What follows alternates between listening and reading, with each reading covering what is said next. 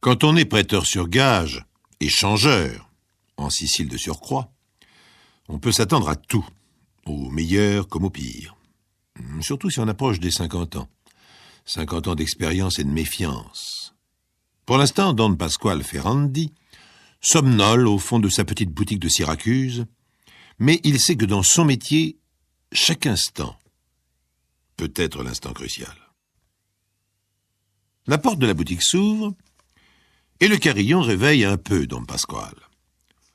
La personne qui vient d'entrer est un jeune homme élégant, comme on l'était à l'époque, avant la guerre, veste noire, canotier de paille, pantalon de lin et souliers vernis. La tenue bourgeoise pour les Siciliens en ce début d'été.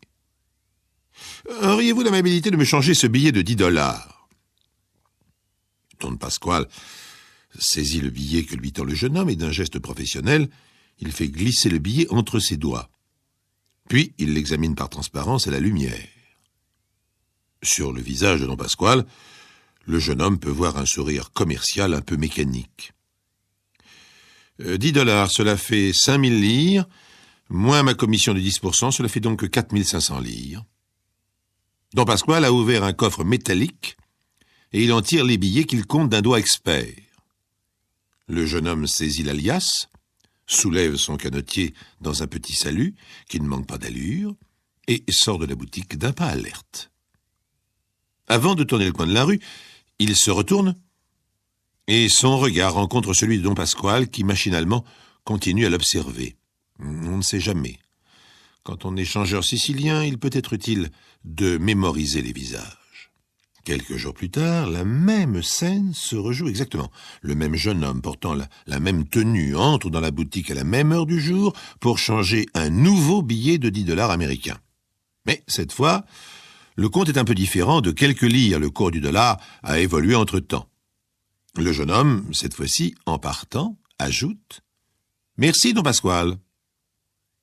Don Pasquale sourit toujours, aussi commercialement, mais un peu plus largement.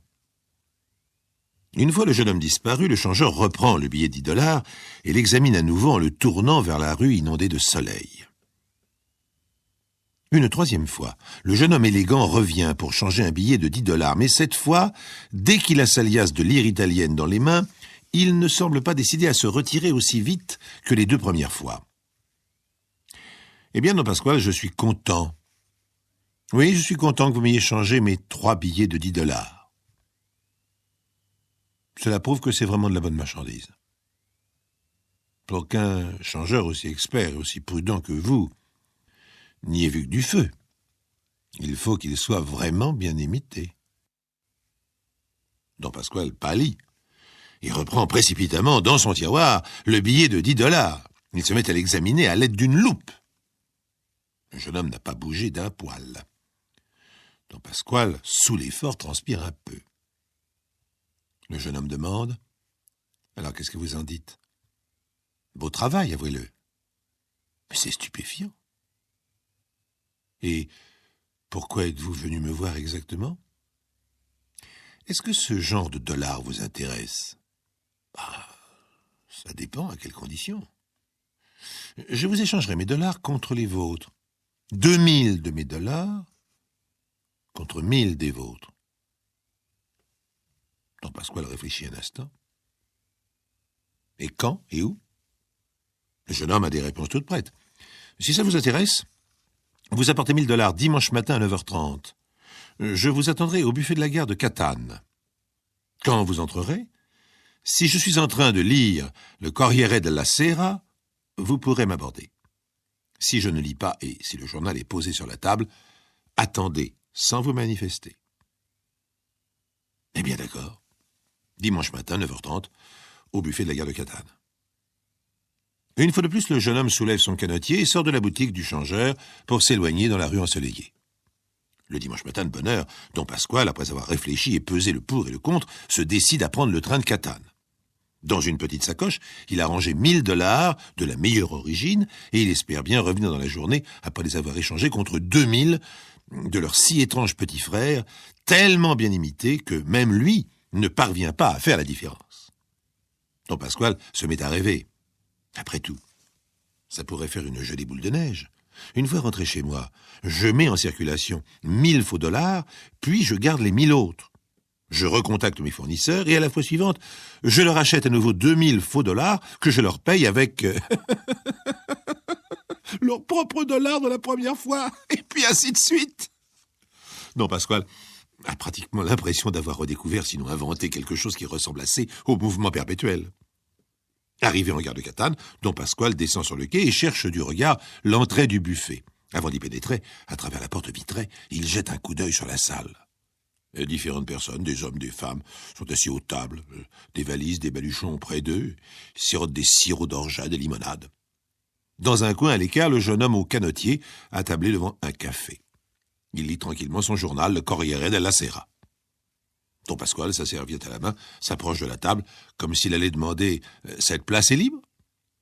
Au dernier moment, le jeune homme au canotier lève les yeux et arbore un grand sourire. « Don Pasquale, vous avez fait bon voyage ?»« Excellent, je vous remercie. Tout va bien. »« Tout est en ordre ?»« Bien. Voulez-vous boire quelque chose ou bien préférez-vous que nous allions directement à l'atelier ?»« J'aimerais mieux en finir le plus vite possible. » Et les voilà tous les deux partis à pied dans les rues de la ville. Et bientôt, ils arrivent dans un quartier de villas, entouré de jardins, loin de la circulation du centre, loin des commerçants, loin des carabinieri. Un coup de sonnette, un portail qui s'ouvre sur un jardin rempli de citronniers, d'orangers, de lauriers roses en fleurs. Un homme apparaît au seuil de la villa. Le jeune homme fait les présentations. Don Pasquale, Don Giovanni. Pourtant, lui n'a jamais éprouvé la nécessité de se présenter. Don Giovanni, un homme aux cheveux grisonnants, s'essuie les mains avec un chiffon. Apparemment, elles sont maculées d'encre verte. « Entrez, messieurs. » Les trois hommes pénètrent dans un atelier un peu sombre. Ébloui par le soleil de l'extérieur, Don Pasquale distingue vaguement une presse, une rotative. Don Giovanni se dirige vers un placard et en sort des liasses de billets verts. « Voilà, c'est bien 2000 que vous vouliez. » Don Pasquale fait signe que oui de la tête. Il se sent la gorge un peu sèche. Don Giovanni, très aimable, propose « Voulez-vous un verre de limonade, tandis que vous examinez la marchandise tranquillement ?»« Avec plaisir. » Pendant la demi-heure qui suit, Don Pasquale, au soleil extérieur, regarde attentivement tous les billets verts qu'on vient de lui proposer. De temps en temps, à mi-voix, pour lui-même, il s'exclame « Extraordinaire, mais c'est parfait, parfait, quel travail splendide, c'est incroyable !» Puis il se lève et il tend une main énergique à Don Giovanni. « Mes félicitations. Vous êtes un artiste hors du commun. » Il sort alors de sa sacoche les 1000 dollars qui doivent payer son achat. Don Giovanni demande « Vous permettez ?» Don Pasquale ne sait pas ce qu'il doit permettre. « Pardon ? Vous permettez que j'examine, moi aussi, vos dollars, au cas où quelqu'un vous en aurait refilé quelques-uns qui soient un peu suspects. » Don Pasquale éclate de rire. Il n'avait pas prévu cet aspect de la question. « Je vous en prie, mais faites-moi confiance. Celui qui me refilera des faux dollars n'est pas encore né. » Une fois que Don Giovanni, aidé du jeune homme au canotier, ont examiné rapidement les dollars de Don Pasquale, l'affaire est faite et il est temps de songer à repartir. Le jeune homme au canotier s'informe. « Vous repartez pour Syracuse ? Nous pourrions repartir ensemble. » Don Pasquale n'y voit pas d'inconvénient. Mais à présent, il préférerait s'éloigner de son fournisseur. Celui-ci échange quelques banalités avec Don Giovanni, puis les deux hommes, malgré la chaleur, regagnent d'un bon pas la gare de Catane. Le jeune homme remarque. « Nous sommes arrivés dans 1 heure. Il doit y avoir trop de monde dans ce sens-là. Essayons de trouver un compartiment vide. » C'est ce qu'ils font sans difficulté, et ils s'installent tous deux dans un compartiment où ils peuvent prendre leurs aises. Ce compartiment donne directement sur le quai puisque les trains de cette époque ne comportaient pas de couloir. Coup de sifflet et le train démarre. Don Pasquale pose sa sacoche pleine des 2000 faux dollars à côté de lui, et il essaie de lutter contre la somnolence qui l'envahit peu à peu. Le jeune homme, qui a enfin ôté son canotier, fume cigarette sur cigarette en examinant la mer d'un bleu intense. Au loin, l'Etna lance des fumerolles qui n'annoncent rien de bon. Le train s'arrête de temps en temps dans des petites gares brûlantes de soleil. Le jeune homme au canotier déclare soudain « Ah, je meurs de soif. Au prochain arrêt, je vais sauter au buffet pour avaler une limonade. Voulez-vous que je vous rapporte quelque chose, des oranges ?» Don Pasquale ne se voit pas en train de courir jusqu'au prochain buffet, et puis il faudrait emporter la sacoche aux 2000 dollars. « Lantini, 5 minutes d'arrêt !» Le train s'immobilise. « Bon, j'y vais, je reviens tout de suite. Surveillez bien la sacoche !»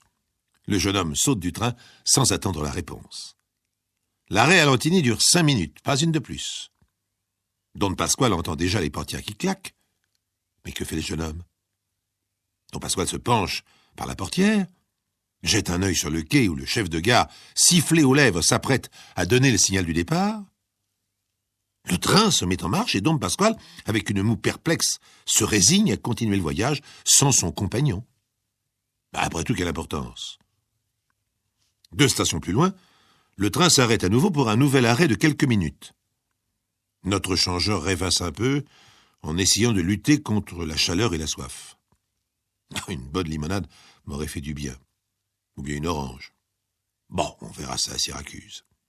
À côté de lui, la sacoche aux 2000 faux dollars. Soudain, la porte du compartiment qui donne sur le quai s'ouvre brutalement. 2 carabinieri en uniforme montent et, désignant la sacoche en cuir qui est près de Don Pasquale, lui demandent, sans le moindre ménagement, « Est-ce que cette sacoche vous appartient ?» Don Pasquale a pâli. Sans réfléchir davantage, il répond « Non, non, justement, elle appartient à un jeune homme qui est descendu à Lantigny pour boire une limonade et qui n'est pas remonté. » L'un des carabiniers, un grand à moustache, dit « Mais c'est elle !» L'autre saisit la sacoche et, après un bref salut à Don Pasquale, ils descendent sur le quai. Déjà le train s'ébranle et Don Pasquale arrive à Syracuse plus mort que vif. Il ne sait que penser. Le jeune homme a-t-il été arrêté? Toute l'affaire des faux dollars est-elle découverte? Si ça se trouve, les policiers sont peut-être déjà à la boutique de change. Ou bien alors, peut-être vont-ils se présenter demain à la première heure. Don Pasquale rentre chez lui en transpirant d'angoisse. Il met rapidement quelques effets dans une valise, puis prend un taxi qui l'emmène à la campagne, chez sa sœur, qui est très étonnée de cette arrivée, mais Don Pasquale ne veut pas donner de détails. Au bout de 15 jours, mort d'angoisse, il se décide à regagner Syracuse avec prudence. Les abords de la boutique sont calmes. Rien ne semble avoir changé. « Bonjour, Don Cologero. Personne ne m'a demandé pendant mon absence? »« Non, personne. Mais vous avez dû rater quelques affaires. Où étiez-vous passé? »« J'ai été rendre visite à ma sœur et à ma famille. » Dans les semaines qui suivent, Don Pasquale essaie de comprendre ce qui lui est arrivé. Il finit par raconter sa mésaventure à son ami Filippi. Alors inutile de te dire que je n'ai jamais revu le jeune homme au canotier. J'aurais pu essayer de retourner chez Don Giovanni pour essayer d'en savoir plus, mais suppose que la police soit là-bas. Ah, on ne peut tout savoir. Ce que Don Pasquale ne peut savoir, c'est que son ami Filippi, le bijoutier, est un indicateur de la police.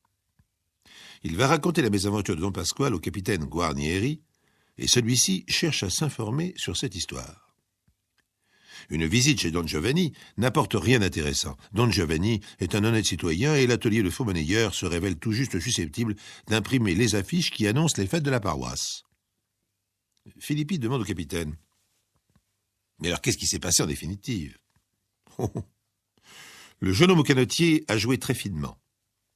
Les dollars prétendus faux qu'il a changés à Don Pasquale étaient d'authentiques billets verts. Et les 2000 dollars, soi-disant fabriqués par Don Giovanni, étaient parfaitement authentiques eux aussi. Le jeune homme au canotier, un certain Luigi Serafini, descendu à la gare de Lantigny, s'est précipité chez les carabiniers pour leur dire, l'air affolé, qu'il avait oublié une sacoche contenant 2000 dollars, toutes les économies de sa tante, dans le train et en indiquant le compartiment. Il avait fait le pari que Don Pasquale, sous le coup de l'émotion, n'aurait pas le toupet de prétendre que la sacoche était à lui. Et le pari a été gagné. Personne n'a porté plainte. Rien à reprocher à Serafini. Le passé ressurgit quelquefois là où on l'attend le moins. Prenez l'exemple de Mildred Lowell. Pour elle, c'était au rayon des produits d'entretien. En ce vendredi de mai 1990, Mildred Lowell fait ses courses dans un supermarché de Birmingham. 45 ans, brune, un peu potelée, Mildred est franchement agréable à regarder. Elle est habillée avec goût mais discrétion. Elle a quelque chose de coquet, de pimpant. Tout en elle indique une femme aisée, mais sans affectation. Il est visible que Mildred est heureuse dans la vie, tout simplement.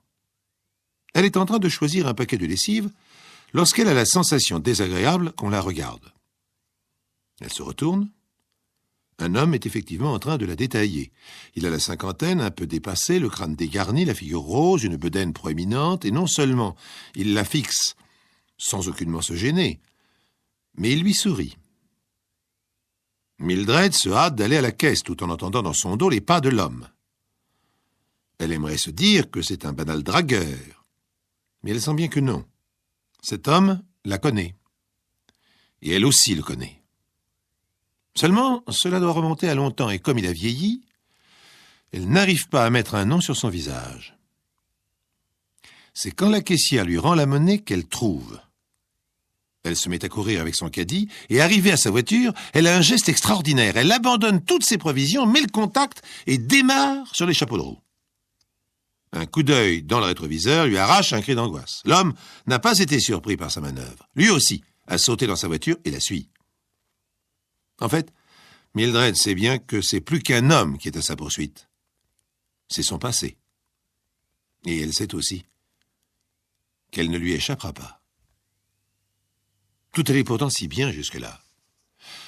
Secrétaire de direction, Mildred Lowell gagne bien sa vie, et son mari, Mark Lowell, la gagne mieux encore. Un peu plus âgé qu'elle, 50 ans, c'est un ancien militaire qui se reconvertit avec brio dans le civil. Il a un poste d'attaché commercial dans une usine d'armement de Birmingham. Il est spécialisé dans les chars, et il les vend dans le monde entier. Ils ont une fille, Pamela, 16 ans, et un garçon, William, 12 ans. Ils sont dans les 2 meilleures écoles privées de la ville.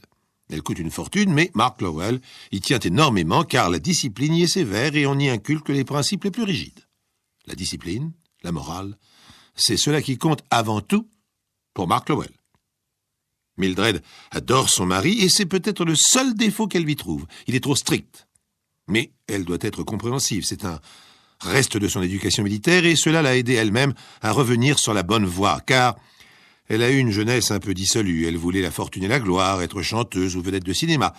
Elle était prête à tout pour réussir. Elle était aussi écervelée qu'effrontée. Ah, sa jeunesse. Mildred Lowell se mord les lèvres, tandis qu'elle ralentit. Inutile de tenter de semer l'homme. Il la suit sans prendre aucune précaution, presque pare-choc contre pare-choc. Il s'appelle Harry Higgins. Et il est où il était, photographe.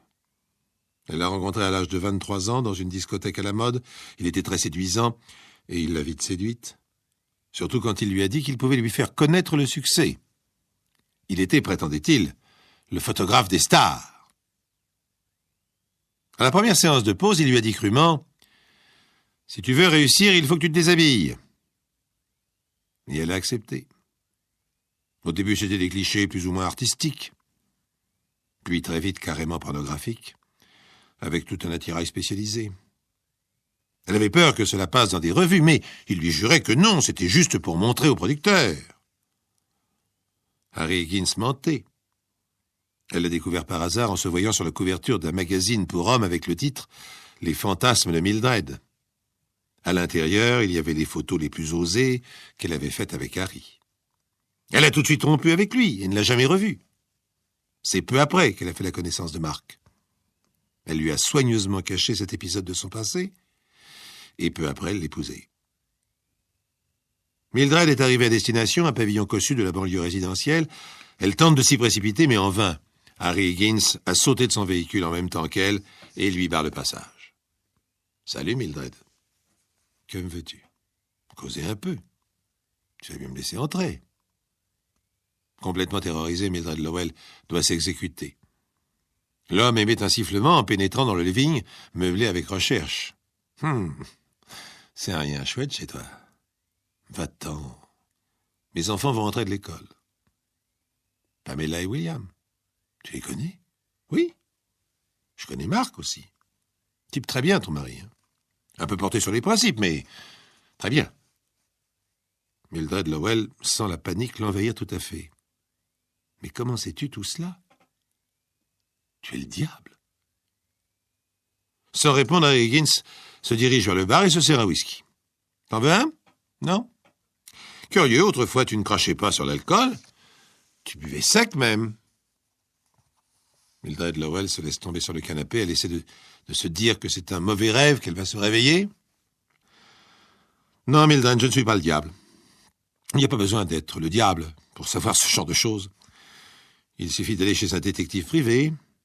J'ai été en voir un avec ta photo. Une photo, tout ce qu'il y a de convenable, sur toi. Et je lui ai raconté ma petite salade. Je rentrais de l'étranger, j'avais travaillé pendant 20 ans, nous avions eu autrefois une liaison et je voulais savoir ce que tu étais devenu. Cela a été long. Et cher surtout, très cher. Mais ça a marché, tu vois. Et pourquoi? Ah, bonne question. En fait, j'ai perdu mon boulot, je suis au chômage, ça fait 1 an. Il y a 3 mois, par hasard, je suis tombé sur tes photos que j'avais oubliées dans un coin, et je me suis dit que cela pouvait peut-être avoir une valeur. Je t'en supplie, Harry. Note bien que, là, j'ai pris un risque, hein. Tu aurais pu avoir complètement raté ta vie. T'être retrouvé, pourquoi pas, sur le trottoir. Ça n'aurait pas tellement été étonnant. Tu avais des dispositions, tu le sais. Tu es ignoble. Dans ce cas, j'en étais pour mes frais.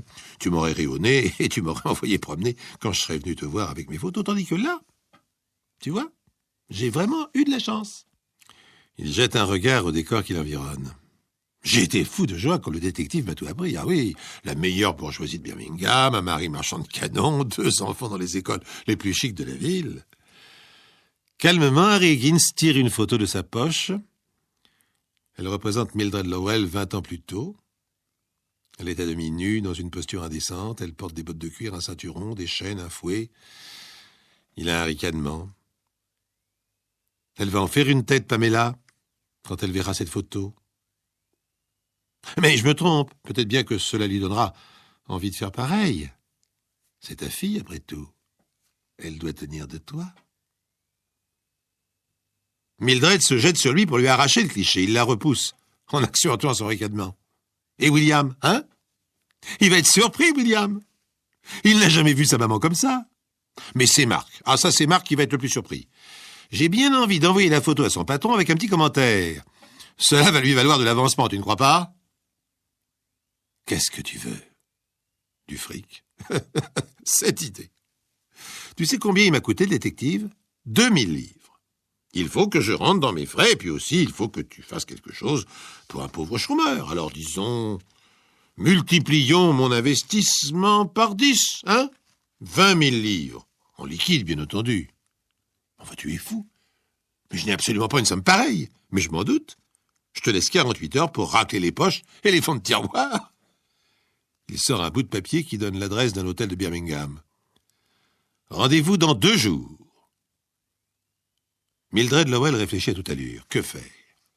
Toutes les économies du ménage sont sur le compte de son mari. Sur le sien, il y a juste ce qu'il lui accorde parcimonieusement chaque semaine pour les dépenses courantes. Si elle veut payer, elle doit tout avouer à Marc. Alors autant ne pas payer du tout, car il n'est pas question de lui dire quoi que ce soit. Non, elle ne doit pas payer. D'autant qu'avec un personnage comme Harry, elle ne peut avoir aucune confiance. Le chantage continuera indéfiniment. Elle déclare soudain avec un calme qui la surprend. « Je vais te donner un acompte. »« Oh, ça ne presse pas. Dans 2 jours, je t'ai dit. Il y a 1000 livres dans le bureau de mon mari, je vais les chercher. » Un peu incrédule, Harry Higgins la laisse quitter le living. Dans le bureau de Mark Lowell, il n'y a pas 1000 livres, mais son revolver. Un souvenir de sa vie militaire qu'il a tenu à conserver. L'instant d'après, Mildred est de retour, l'arme au poing. Harry Higgins ne manifeste aucun affolement en la voyant. Au contraire, il éclate de rire. « Mais non, tu ne me fais pas peur. Ça ne marche pas, l'intimidation. Je connais les bonnes femmes. Tu n'oseras jamais tirer. » Il y a une détonation. Higgins a l'air infiniment surpris. Il pousse un juron, il se dirige vers la porte en titubant. Mildred Lowell vide alors tout le chargeur et il s'effondre. Il laisse tomber la photo qu'il tenait encore dans sa main et Mildred voit son image 20 ans plus tôt en cuir noir avec des chaînes, fouets, tombée dans une mare de sang. Arrêtée, incarcérée à la maison d'arrêt de Birmingham, Mildred Lowell a été inculpée d'homicide volontaire.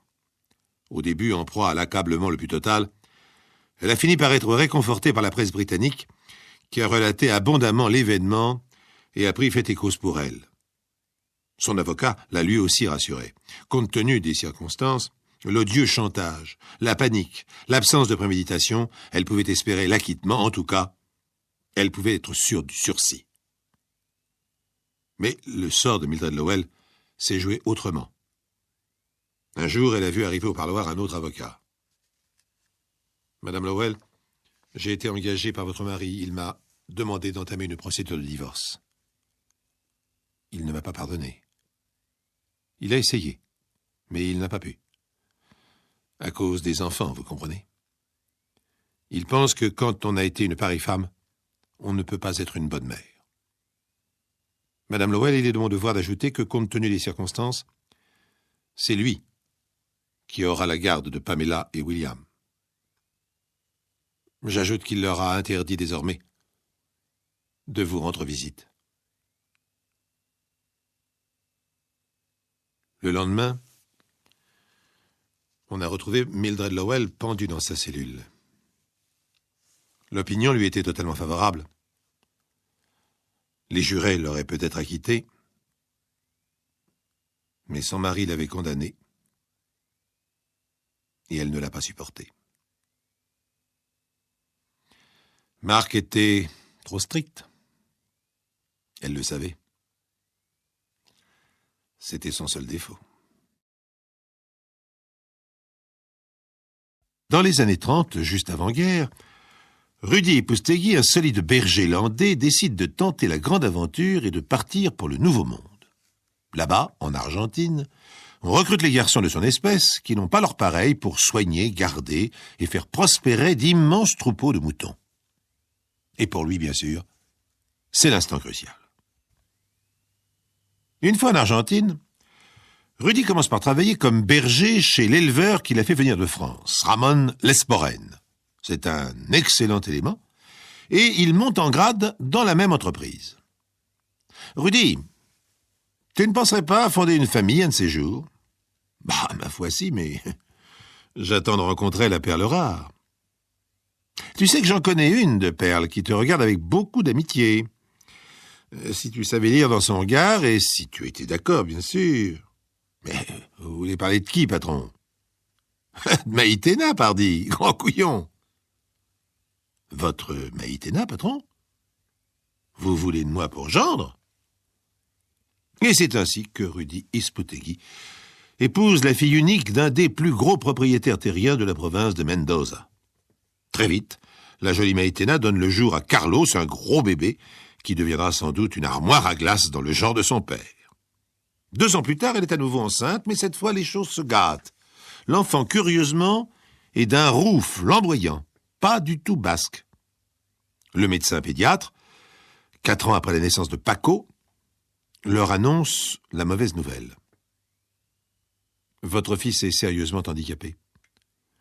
Pour l'instant, vous ne voyez pas la différence, mais il y a fort à craindre pour qu'il soit toute sa vie mentalement attardé. Quand il aura 18 ans, il se comportera encore comme un enfant de 5 ou 6 ans. Rentrés chez eux, les Ipustegui ont une discussion enrageuse. Rudi ne veut pas admettre certaines choses. D'où tient-il ça, cet enfant ? Jamais personne n'a eu ce genre de tare chez les Ipustegui. Et de qui tient-il sa tignasse poil de carotte ? Avoue qu'il ressemble à ce Parkinson, l'ingénieur anglais qui était là l'an dernier pour installer les pompes électriques. Maïtena ne répond pas.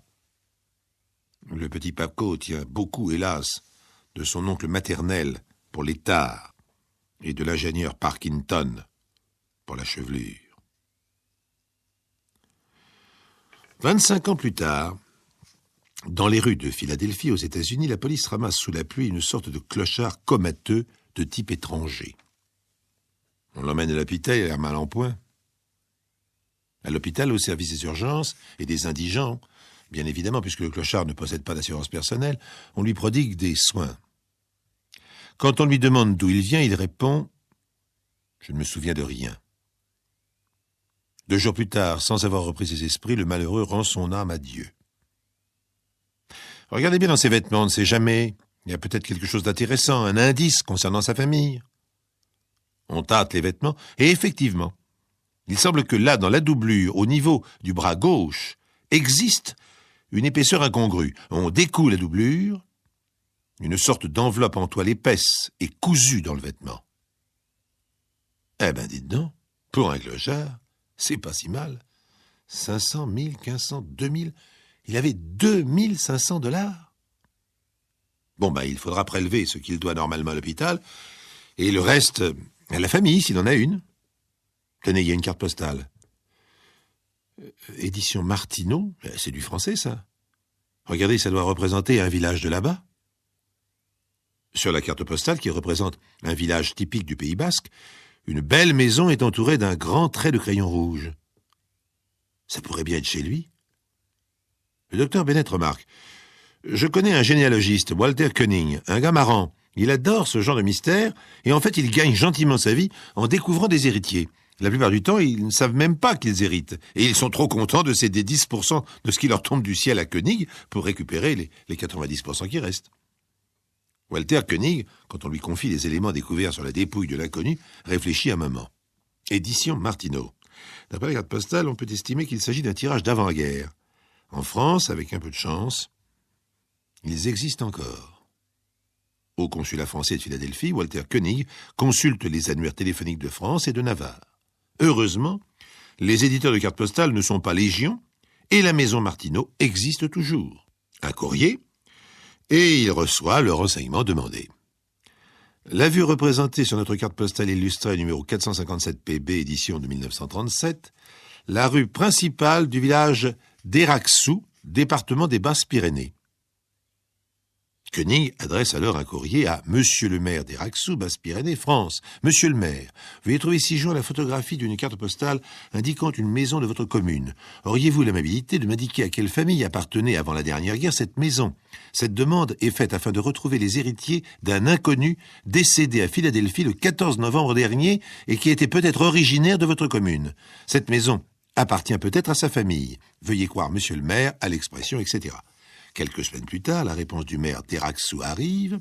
Suite à votre honoré, j'ai le plaisir de vous faire savoir que la maison représentée sur la carte postale de notre commune est la maison du Piment, propriété de la famille Ipoustegui, et vendue par Rudy Ipoustegui au moment de son départ comme berger pour l'Argentine. Sa dernière adresse connue était 239 Calle Solal, Buena Cruz, province de Mendoza. À cette adresse, la propriétaire contactée elle aussi par courrier répond quelques semaines plus tard que, à sa connaissance, Rudy Ipoustegui, arrivé en Argentine avant la guerre, a fait fortune et est devenu un des très gros propriétaires terriens. Marié et père de famille, sa dernière adresse était Bergerie Ipoustegui, Rio Tercero. Du coup, Walter Koenig se décide à aller passer ses vacances du côté du Rio Tercero, on ne sait jamais. Là-bas, la bergerie Ipoustegui semble florissante. Alors une petite enquête à l'Ayuntamiento, c'est-à-dire à la mairie, lui révèle un fait nouveau. Le clochard de Philadelphie, Rudy Ipoustegui, était au moment de son décès un propriétaire terrien considérable. Sa fortune se chiffre par millions de pesos. Si vous voulez en savoir plus, vous pouvez rencontrer son fils, Carlos, le directeur des bergeries del Tercero. Aux bergeries, c'est le patron, Carlos Ipoustegui, un athlète complet, qui reçoit Walter Koenig aimablement.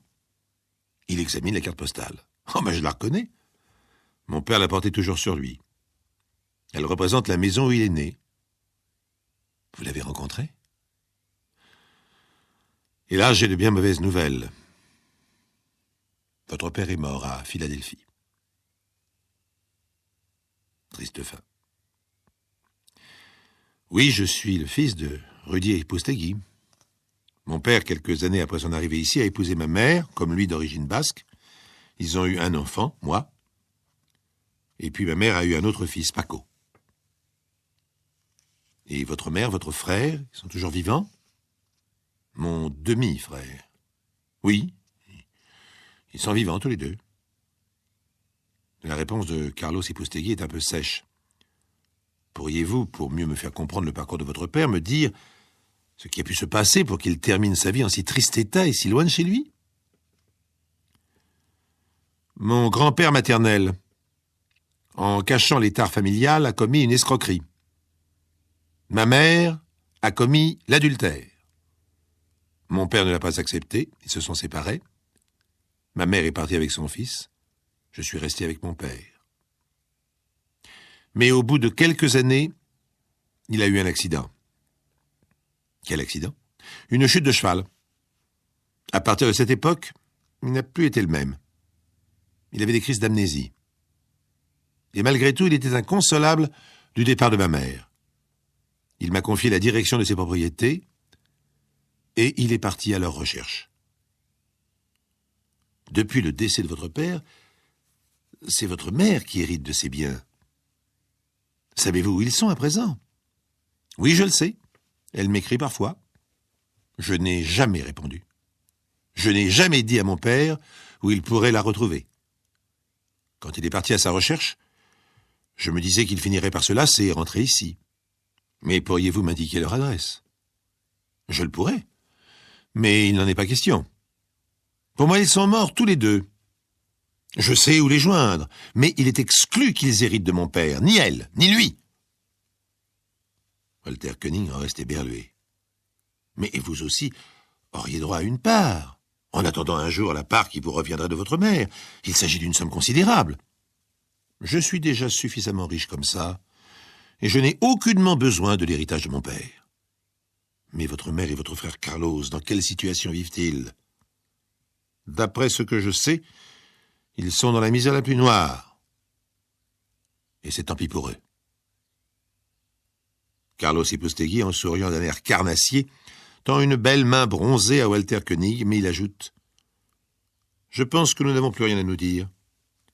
Si vous recherchez ma mère et mon frère, je vous souhaite bien du courage, mais je doute que vous puissiez y arriver. »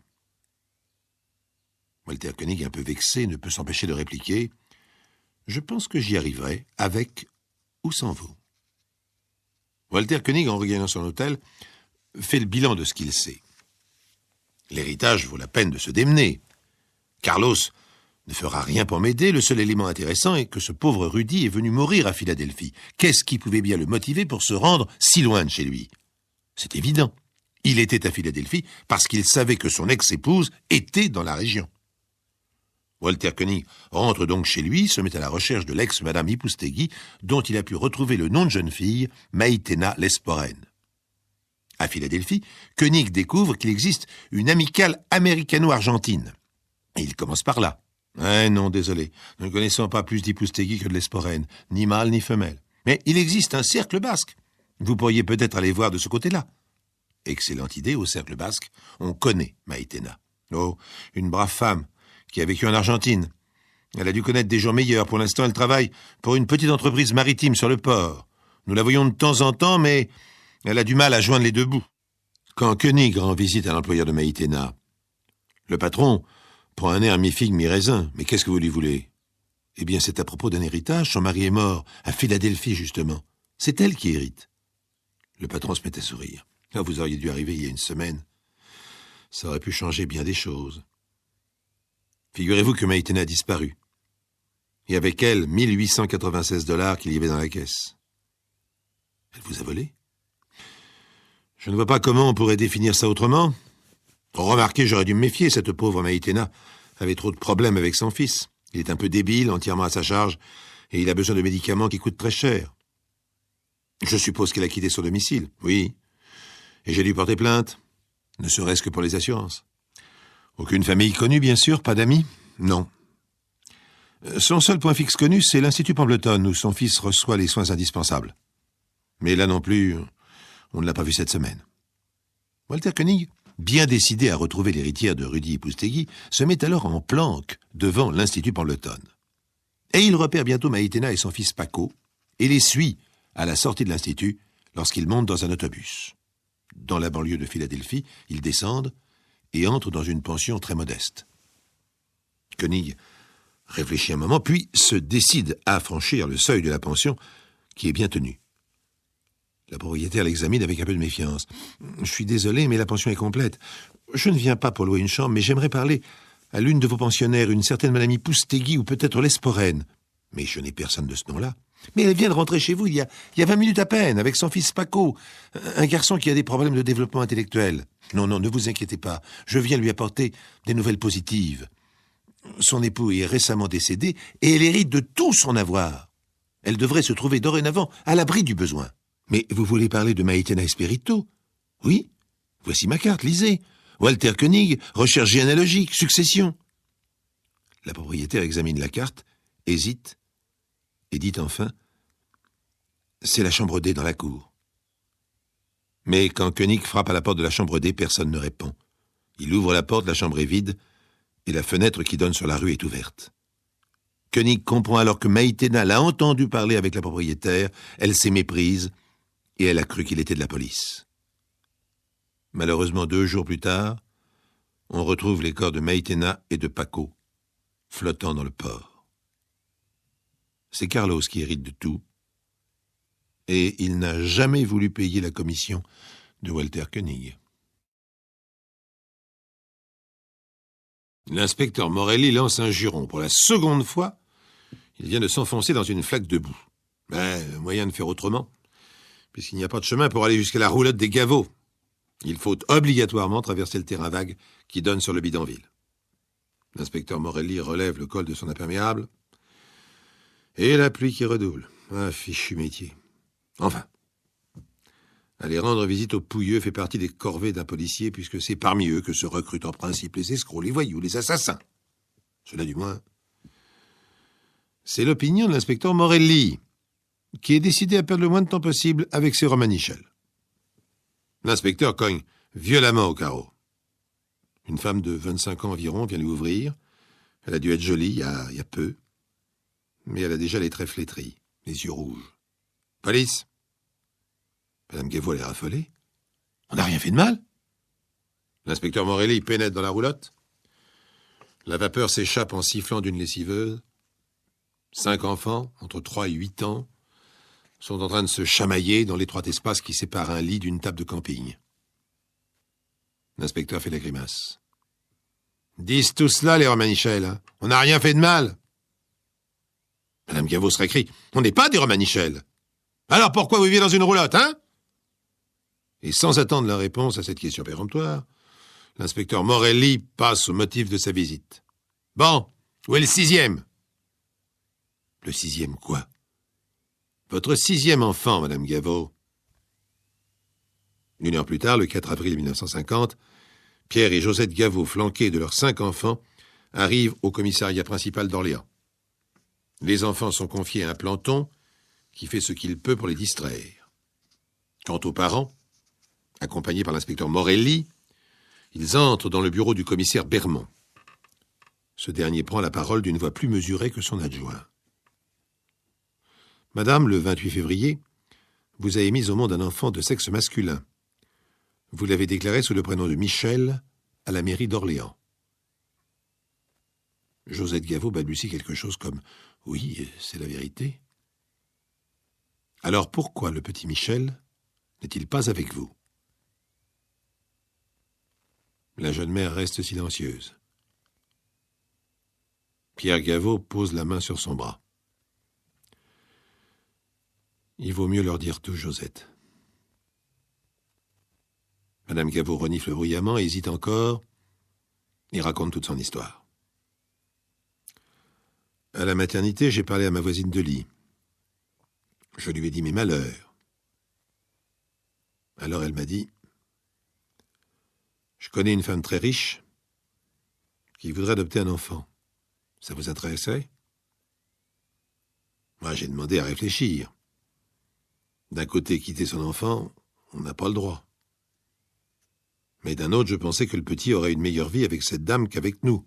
Hein? Dans la roulotte.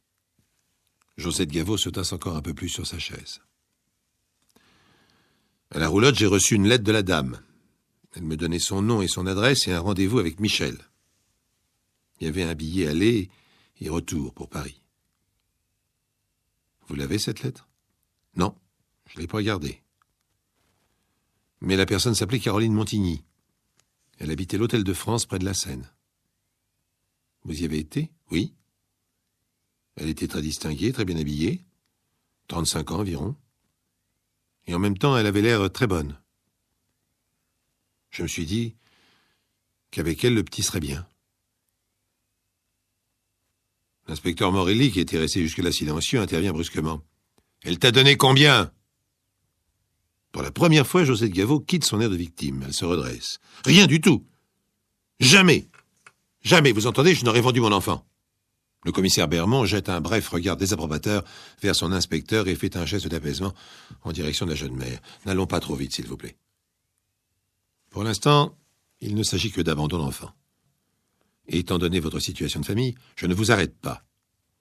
Le juge d'instruction décidera certainement de vous laisser en liberté, mais bien entendu, ne vous éloignez pas.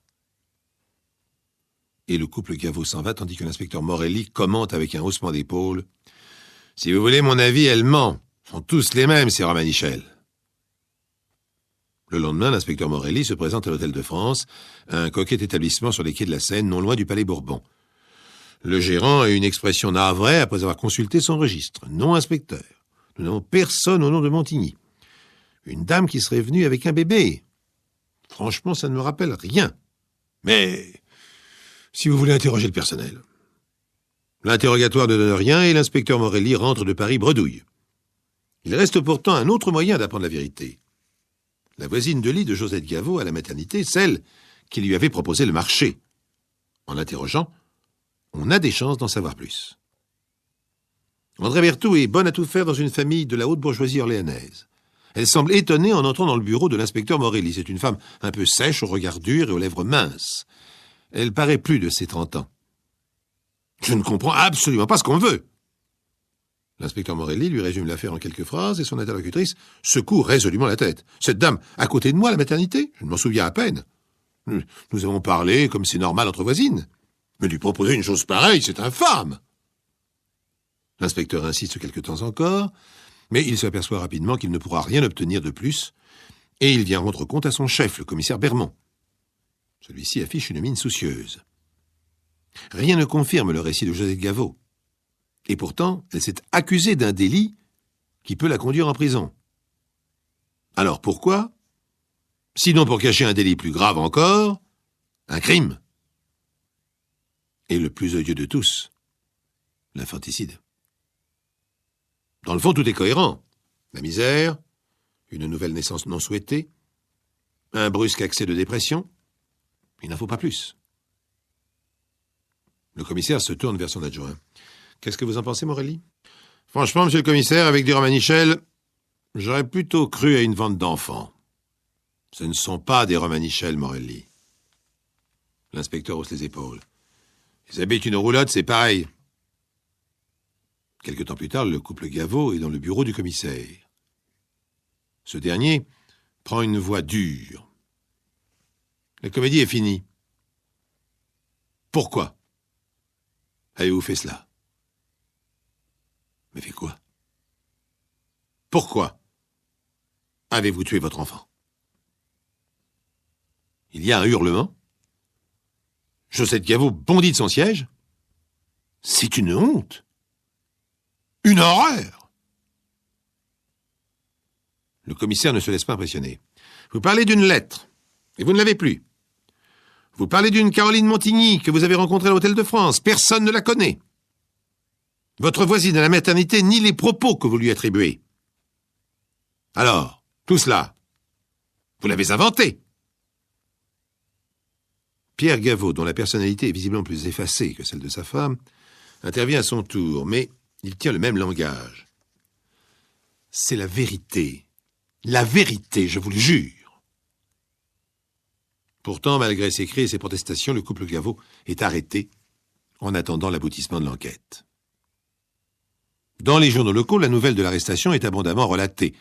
Ce drame de la misère excite la plume des commentateurs. Loin d'accabler les Gaveau, les journalistes mettent plutôt l'accent sur la crise du logement qui sévit à Orléans, comme dans toute la France, en ce début des années 50, sur ces bidonvilles qui sont la plaie des grandes agglomérations.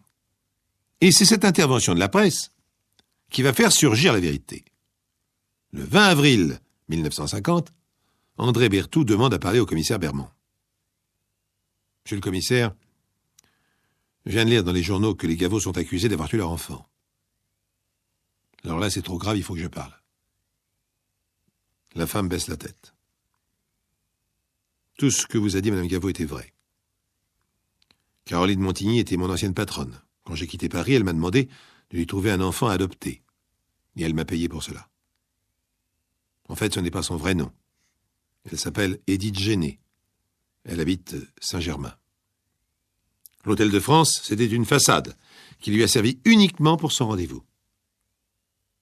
Et pourquoi cette dame gênée voulait-elle un enfant? Le besoin de maternité? André Verdeau a un sourire ironique. C'est beaucoup plus prosaïque que cela. Elle est en instance de divorce et son mari est très riche. Elle veut l'enfant uniquement pour augmenter la pension alimentaire. Le commissaire se rend lui-même à Saint-Germain. Édith Gennet, alias Caroline Montigny, habite un luxueux hôtel particulier en bordure de la forêt. C'est une grande et belle femme à la longue chevelure blonde. Le commissaire Bermond considère, avec un air de connaisseur, le luxe environnant. « Je comprends que vous vouliez tirer le plus possible de votre divorce, Madame Gennet. Mais franchement, se servir d'un enfant. » Des cris de bébé retentissent quelque part au premier étage. Le commissaire a un sourire. Il a du coffre, le petit Gaveau. Édith Gennet tente de le prendre de haut. « Qu'est-ce que c'est que cette histoire? C'est mon fils, Michel, que j'ai eu depuis ma séparation avec mon mari. » Devant l'air sceptique du commissaire, Madame Gennet va à un tiroir. « Tenez, lisez vous-même. Voici son certificat de naissance établi par la mairie de Saint-Germain. Michel Gennet, né le 15 mars 1950, dans le train Marseille-Paris. Oui, j'ai accouché dans le train, et alors? Voici le certificat d'une sage-femme qui, par bonheur, se trouvait là. » Le commissaire Gaveau se dirige vers le premier étage. « Ne vous donnez pas ce mal, madame. Votre complice André Berthoud a parlé. Et Josette Gaveau vous reconnaîtra dès que vous serez mise en sa présence. Toutefois, étant donné que le petit Michel vous a été remis librement par sa mère, vous ne serez pas inculpé de rapt, mais de complicité d'abandon. Venez, nous allons le chercher. Nous partons tous les trois pour Orléans. » Le commissaire est arrivé dans la chambre de l'enfant. Édith Gennet a un cri. « Non, laissez-le-moi. Au début, c'est vrai, j'ai fait cela pour avoir une pension alimentaire. Mais depuis, tout a changé. Je veux le garder. Je vous jure qu'il sera heureux avec moi. » Le commissaire Bermond prend le bébé dans ses bras. Il a un soupir en pensant qu'il va le reconduire à sa roulotte, où il va rejoindre ses 5 frères et sœurs. C'est vrai qu'il serait plus heureux ici, peut-être, avec cette femme. Mais la loi est la loi. Michel Gaveau n'aura été qu'un peu plus d'1 mois, Michel Gennet. Il n'habitera pas un hôtel particulier, mais un bidonville. Il est redevenu, pour reprendre l'expression de l'inspecteur Morelli, un Romanichel. Le matin, après le passage du facteur, vous vérifiez le contenu de votre boîte à lettres, et aujourd'hui, une surprise vous attend. Une lettre qui vient de l'étranger. Elle porte la mention « Retour à l'envoyeur ». Et l'envoyeur, dont l'adresse est inscrite au dos de l'enveloppe, c'est vous. Enfin, ça devrait être vous. Ce matin-là, à Raleigh, en Caroline du Nord, Miss Elizabeth Brody est heureuse. Elle se dirige vers sa boîte à lettres, un caisson de métal multicolore fiché sur un piquet près de la porte du jardin. À l'intérieur de la boîte, elle trouve son journal quotidien, le bulletin de la paroisse, une lettre de son amie Janet Wilson et une belle enveloppe bordée de tricolores en papier Bible, de celles qu'on utilise pour le courrier par avion. Cette lettre est adressée à une certaine Donna Margarita del Ricio, Avenida Cangaceira, 564, Sao Paulo, Brésil. Que peut bien faire cette lettre dans sa boîte? Sur l'enveloppe, Miss Brody remarque un tampon « Retour à l'envoyeur ». C'est écrit en portugais, mais elle comprend quand même qu'il s'agit de cette mention. Mais pourquoi est-ce qu'on m'envoie ça? Elle retourne l'enveloppe, et à sa grande surprise, elle constate que celle-ci porte son adresse. Miss Elizabeth Brody, 44 Bromville Street, Raleigh, Caroline du Nord, États-Unis d'Amérique. Ah ben ça alors? Miss Brody est perplexe. C'est bien son adresse qui figure au dos de l'enveloppe, mais elle n'a aucun souvenir d'avoir expédié le moindre courrier à cette Donna Margarita del Ricio. Adresse et mention de l'expéditeur sont d'ailleurs tapées sur une machine à écrire et Miss Brody, qui ignore la dactylographie, ne se laisserait jamais aller à cette faute de goût qui consiste à rédiger sa correspondance privée à la machine. Puisqu'elle est censée avoir écrit cette lettre, Miss Brody n'hésite plus. Elle ouvre la lettre et en lit le contenu. La lettre est rédigée en anglais, heureusement, et elle dit Chère Margarita, vous excuserez mon long silence, mais j'ai eu de gros ennuis dans ma famille ces derniers temps. Mon neveu, qui est âgé de 35 ans, est atteint d'une tumeur au cerveau, et cela nous a tous bouleversés. Ma mère me donne beaucoup de soucis, elle commence à perdre la tête. J'ai dû aller jusqu'à Corpus Christi pour envisager de la mettre dans une institution adaptée à son état. À part ça, ma collection de poupées s'est quand même agrandie de quelques nouveaux exemplaires. J'ai fait l'acquisition d'une sorcière du pays de Galles très amusante avec son chapeau pointu et aussi d'un pêcheur irlandais qui porte des filets sur son dos et enfin une petite fille écossaise. Elles sont charmantes et anciennes. Je n'ai pas eu de nouvelles récentes de Stéphane Hubert. Je crois qu'il a eu des problèmes de voiture et de santé. Dès que j'aurai repris le contact avec lui, je vous dirai ce qu'il en est. Le seul voyage que j'ai effectué ces derniers temps est une conférence à Atlanta en Géorgie devant le club féminin pour parler de ma collection de poupées folkloriques. Elle a eu beaucoup de succès. Excusez mes fautes de frappe. Dès que j'aurai un peu d'argent disponible, je songerai à m'offrir une machine plus luxueuse. Miss Brody rentre dans sa maison en contemplant la lettre qui est signée Elizabeth Brody. Pas de doute, la signature ressemble curieusement à la propre signature de Miss Brody, mais c'est une contrefaçon relativement maladroite. Non, ce n'est pas possible. Est-ce que j'irai écrire Pays de Galles avec un seul L? Mais enfin, c'est plein de fautes. Pourtant, Miss Brody ne peut s'empêcher d'être troublée. Il y a de grands morceaux de vérité dans cette lettre, quel qu'en soit l'auteur. Comment sait-on qu'Alan est atteint d'une tumeur? Comment connaît-on le traitement qu'on lui applique? Miss Brody est soudain envahie d'une sorte de dégoût. La personne qui a expédié cette lettre doit être proche, au moins un voisin. Il est au courant de l'état de santé de maman et de la conférence à Atlanta. Miss Brody essaye d'envisager toutes les possibilités. Une plaisanterie, elle n'en voit pas le sel. Une tentative d'escroquerie, elle s'adresse d'abord à la poste, mais la personne ne peut rien lui dire d'intéressant. Finalement, incapable de trouver une réponse toute seule, Miss Brody s'adresse à la police de Raleigh. Nous sommes en 1943, en pleine guerre. La psychose de l'espion règne partout aux États-Unis. On redoute, plus ou moins, tout à la fois une invasion des Allemands par l'Atlantique et des Japonais par le Pacifique. Le policier qui reçoit Miss Brody ne sait que penser. Il faut avouer que cette lettre, si vous êtes certaine de ne pas en être l'auteur, est bizarre. Nous allons la garder et la confier à des spécialistes qui auront peut-être une opinion. Miss Brody rentre chez elle, pas plus avancée, vaguement inquiète, et quelques jours plus tard, elle reçoit la visite de 2 agents du FBI.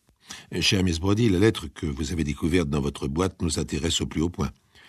Pas de doute, elle a été expédiée des États-Unis, de New York, très exactement. De New York, je n'avais pas remarqué, d'après le cachet de la poste. Elle a bien transité au Brésil, et puis, tombée au rebut, elle est revenue chez vous puisque c'est votre adresse qui est au dos. Nous aimerions connaître les éléments véridiques vous concernant qui sont contenus dans cette lettre. Eh bien, il y a la maladie de mon neveu, les problèmes de ma mère, la conférence à Atlanta, ma collection de poupées. Par contre, je ne connais absolument pas de Stéphane Hubert. Comment vous procurez-vous vos poupées? Dans les ventes aux enchères, dans des brocantes, par des échanges avec d'autres collectionneuses ou collectionneurs. J'en achète aussi chez des spécialistes.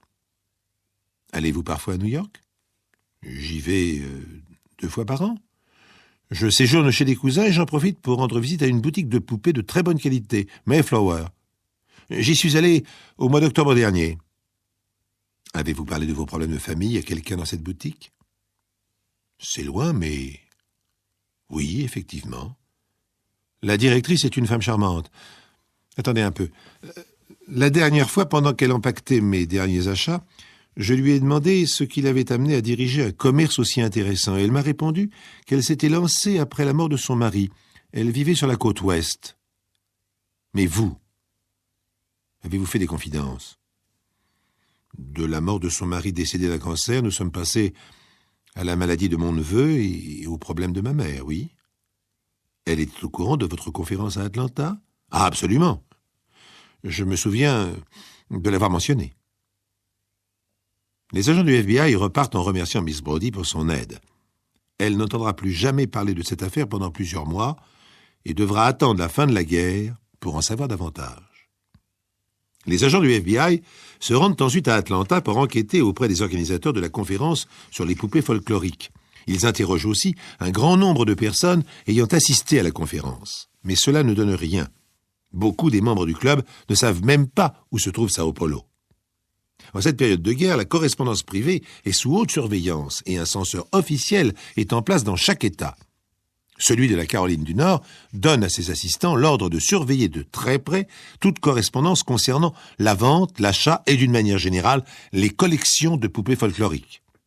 Au FBI, quelqu'un vient d'avoir une idée et cette idée est suffisamment séduisante pour qu'elle justifie une telle mobilisation. Puis, on passe à la phase suivante de l'enquête.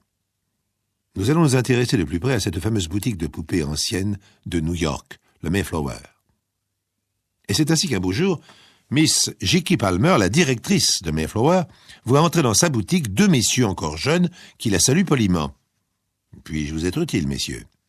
Nous jetons un coup d'œil. Il faut dire que votre boutique est absolument charmante. Je suppose que vos poupées sont pour des collectionneurs et pas pour des enfants. En principe, ce sont en effet des poupées de collection. D'ailleurs, leur prix n'est pas celui des jouets. De toute manière, ces poupées sont rarement articulées. Ce sont plutôt des objets de vitrine. Combien vaudrait celle-ci ? Oh, c'est une poupée du 18e, un exemplaire très rare, peut-être unique aux États-Unis. Elle vaut 545 $. L'homme siffle d'admiration. Lui et son collègue se retirent sans avoir rien acheté. Qui sait, ils reviendront peut-être le jour où ils auront décidé de faire un cadeau à une collectionneuse. Mais J.K. Palmer ne revoit plus les deux hommes. « Bettina, vous ne trouvez pas que depuis quelque temps, nous avons des visiteurs bizarres ? Je n'ai jamais remarqué autant de personnes qui entrent juste pour voir. » Bettina, la vendeuse, n'a rien remarqué. De toute manière, elle ne saurait pas ce qu'il faut en penser. J.K. Palmer, la directrice, dont le nom figure sur la porte d'entrée de la boutique Mayflower, commence, elle, à se poser des questions. Comment se fait-il que je n'ai pas de réponse du Brésil ? Qu'est-ce qu'ils font ? Pourquoi ne m'envoient-ils pas de subsides ? Bettina, je pars quelques jours en Floride. Je vous laisse la boutique. Vous savez ce qu'il faut faire. Je vais passer à la banque et je vous rapporterai assez d'argent liquide pour le fonds de caisse et pour régler les factures les plus urgentes. J'ai besoin de changer d'air. Je vous donnerai mon adresse et des nouvelles dès que je serai là-bas. En cas d'urgence, mon frère Baldwin vous aidera à vous en sortir.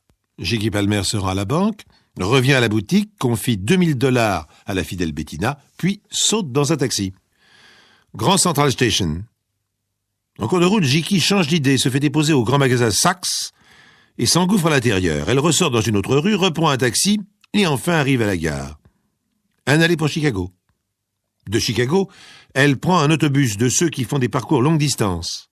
Elle se retrouve à Seattle, sur la côte Pacifique. Une fois là, elle se précipite dans un quartier périphérique, frappe à la porte d'un restaurant chinois. Personne ne répond, sauf un voisin. « inutile d'insister, ma petite dame. Il n'y a plus personne là-dedans depuis 3 mois. » Mais qu'est-ce que je vais devenir ? Vous trouverez un bon restaurant chinois dans Gold Avenue. J.K. Palmer s'en fiche. Ce qu'elle cherche, ce n'est pas de la cuisine chinoise, mais un ami japonais, déguisé en chinois, et qui se cache des autorités pour éviter, comme tous les nippons américains, de se retrouver regroupés dans un camp. Car ce faux chinois se nomme en réalité Toshido Fushiya, et il est membre d'un important réseau d'espionnage. Il était le seul qui pouvait aider J.K. Palmer dans sa fuite éperdue à travers les États-Unis. Toujours sans bagage, J.K. Palmer quitte Seattle, la voici à San Francisco, Los Angeles, puis Topeka, au Kansas, Nashville, au Tennessee. Un vrai tour des États-Unis. Pendant que la spécialiste en poupées anciennes parcourt désespérément les États-Unis, le service de censure surveille de près le courrier et les expéditions de poupées anciennes. 3 nouvelles lettres, semblables à celles que Miss Brody a découvertes dans sa boîte à lettres, sont examinées. Regardez, patron. Ces lettres sont adressées à Donna Margarita del Ricio à Sao Paulo. Elles parlent de poupées françaises et anglaises. Des lettres à la machine, comme les autres. Qui est censé les avoir expédiées ? Comme par hasard, des clients de la boutique Mayflower. Nous avons vérifié les adresses. Vérifiez si par hasard les lettres n'ont pas été écrites par Miss Palmer. Le renseignement arrive quelques jours plus tard. Les 3 lettres ont été tapées sur les machines à écrire de 3 hôtels où J.K. Palmer a fait étape à San Francisco, Los Angeles et Nashville. Que disent ces lettres ? Je suis inquiète de ne plus avoir de nouvelles de Spencer Hubert. Il devait me régler mes dernières factures, et j'ai le plus urgent besoin d'argent.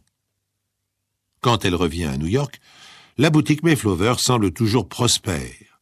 Mais les agents du FBI en savent désormais assez pour arrêter J.K. Palmer, qui essaie de nier l'évidence. Ils l'interpellent au moment où elle se rend à sa banque. Dans un coffre, on découvre une réserve de guerre de 40 000 $. À son procès, que lui reproche-t-on? J.K. Palmer, vous êtes accusé d'espionnage au bénéfice des ennemis des États-Unis.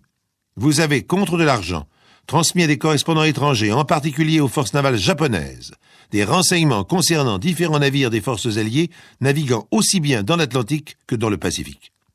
Mais je n'ai transmis que des renseignements sans grand intérêt. Après la mort de mon mari, j'avais besoin d'argent. Et puis de toute manière, la prison a détruit ma santé. Je suis très malade.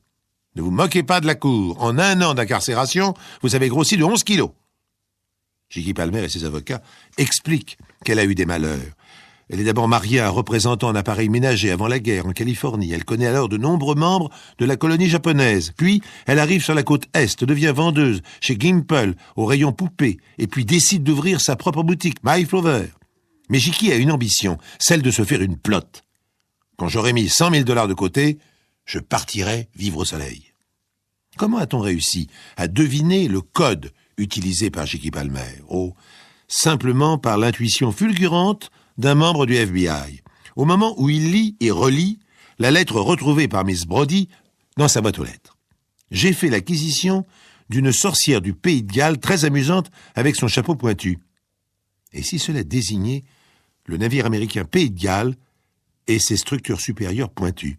Un pêcheur irlandais qui porte des filets sur son dos. On pourrait aussi bien interpréter ça comme une mention du porte-avions Irlande, dont les ponts, à certains moments, sont recouverts de filets. Une petite fille écossaise, ça pourrait bien être un destroyer qui revient justement d'Écosse. Je n'ai pas eu de nouvelles récentes de Stephen Hubert. L'agent du FBI se souvient qu'il existe dans la marine américaine un navire nommé Stephen Hubert. Ses déplacements sont classés top secret numéro 1. Voilà trop de coïncidences curieuses qui vaudront 10 ans de prison à J.K. Palmer.